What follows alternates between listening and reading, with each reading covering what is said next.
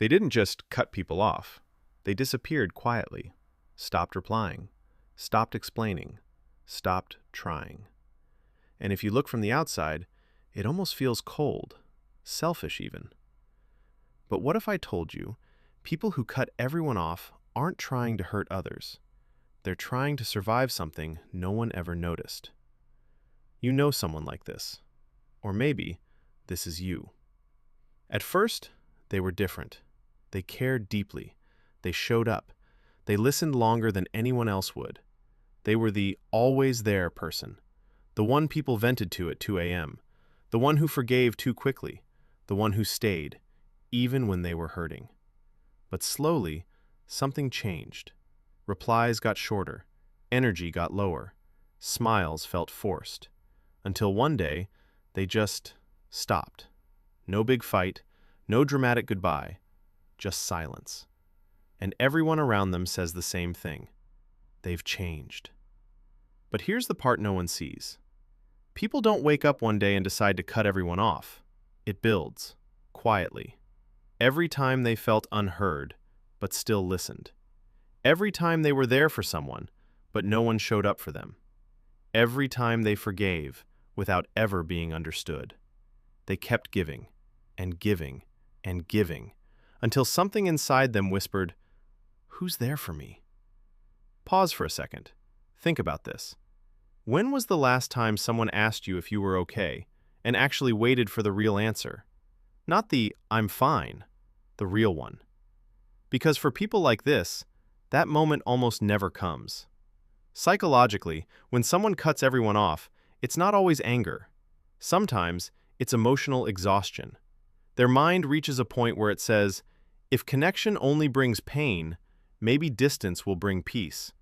So they start protecting themselves. Not loudly, not aggressively, but quietly. They withdraw. They stop expecting. They stop needing.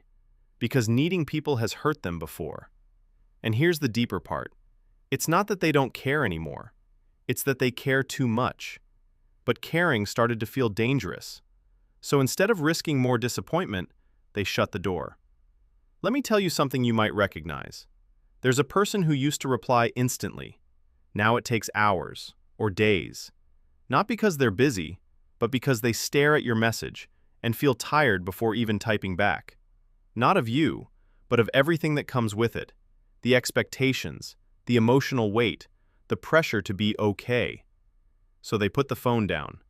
Not to ignore you, but to breathe. Another moment.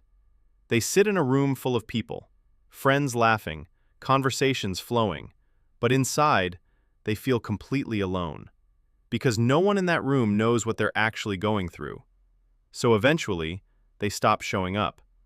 Not because they hate people, but because being around people started to feel like pretending. Here's the twist most people miss. When someone cuts everyone off, it's often the last attempt to save themselves. Not destroy relationships, save themselves. Because staying the same way was slowly breaking them. But there's a quiet danger in this too. Isolation feels peaceful at first. No drama, no expectations, no emotional weight.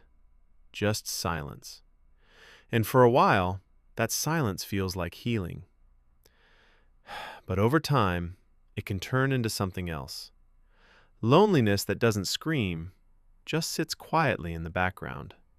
And the longer someone stays there, the harder it becomes to come back. Pause again. Be honest with yourself. Are you protecting your peace, or are you hiding from pain? Because they can feel the same, but they lead to very different lives. The truth is, not everyone who walks away is strong. Not everyone who stays is weak.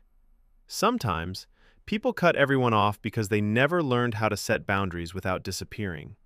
They don't know how to say, "This hurts me." So instead, they say nothing and remove themselves entirely.